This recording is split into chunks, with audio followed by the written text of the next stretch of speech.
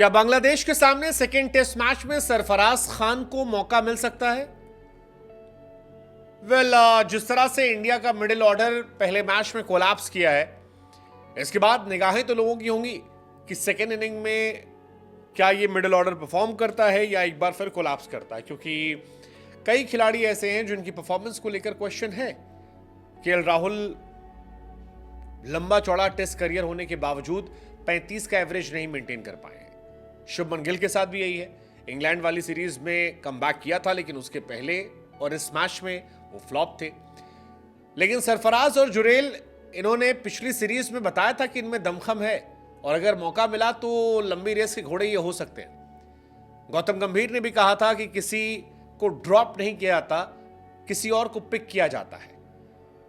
आप इंतजार कीजिए अपनी बारी का, जब बारी मिले तो फिर ऐसा छाइए कि कोई आपको हटा ना पाए। और फर्स्ट टेस्ट मैच की फर्स्ट इनिंग के बाद यह सवाल सरफराज को लेकर इसलिए शुरू हुआ क्योंकि शुभमन गिल 0, केएल राहुल 16 रन बनाकर आउट हो गए। सरफराज खान, अगर आप उनके छोटे से करियर को देखेंगे तो सिर्फ 3 टेस्ट मैच खेले हैं, लेकिन 3 टेस्ट मैच की 5 पारियों में पहले पारी में 56 रन डेब्यू पे, फिर 14-0, उसके बाद 62 एंड 68, यानी कि 3 टेस्ट मैच में सरफराज खान ने 5 इनिंग खेली, 200 रन बनाए, 68 उनका हाईएस्ट था, एवरेज 50 का था और 5 पारियों में 3 पारी में अर्धशतक लगा दिया।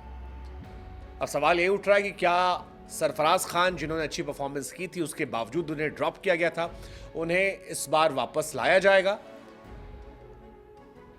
मतलब ये इंटरेस्टिंग सवाल है। अगर आप शुभमन गिल के स्टैट्स को देखेंगे तो शुभमन गिल पहले ओपनर थे, फिर ओपनर से ड्रॉप किए गए। 29 मैचेस में 2 शतक, 4 अर्धशतक, 874 रन थे।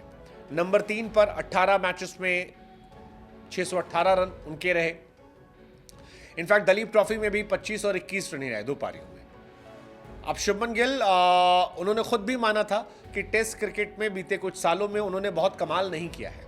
अगर आप आखिरी के 10 टेस्ट मैचेस देखेंगे तो शुभमन बहुत कमाल नहीं कर पाए। इंग्लैंड में कुछ अच्छे मैचेस रहे हैं, लेकिन इंग्लैंड के अलावा टेस्ट स्टार्ट उनका बहुत तगड़ा नहीं है। 46 इनिंग खेलने के बाद अभी भी वो 1500 रन नहीं बना पाए।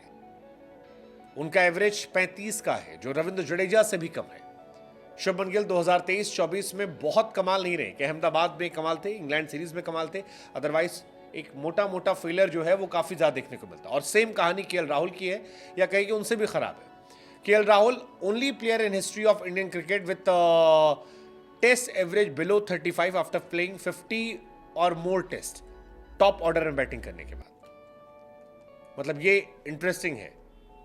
केएल राहुल ने 2014 में डेब्यू किया था और 87 इनिंग वो खेल चुके हैं, लेकिन इसके बावजूद उनका टेस्ट जो बैटिंग एवरेज है दैट इज जस्ट 33। 2018 से अगर आप देखेंगे तो ये और गिर गया है, 27 का बैटिंग एवरेज है, 27। मतलब काफी शॉकिंग है। अगर आप केएल राहुल के आखिरी कुछ मैचेस देखेंगे तो 5, 8, 12, 10, 22, 23, 10, 2, 20, 17, 1, फिर उसके बाद 2 अच्छी इनिंग है, 101 की और एक 86 की आती है। उसके अलावा भी 4, 8, 22, 16 ये उनकी इनिंग है, 24 का एवरेज। यानी अपॉर्चुनिटीज बहुत सारी मिल रही हैं, लेकिन यूटिलाइज नहीं कर पा रहे। केएल राहुल का 3rd वर्स्ट एवरेज है। मतलब बड़ा इंटरेस्टिंग है। अय्यर को ऑलरेडी टेस्ट स्कीम से बाहर कर दिया गया है। क्या सरफराज के लिए डेब्यू की वजह बन सकता है? मतलब let's just see. Second inning में काफी डिपेंड होगा। क्या सेकेंड इनिंग में बल्लेबाजी जो है केएल राहुल, शुभमन गिल अच्छा करते हैं?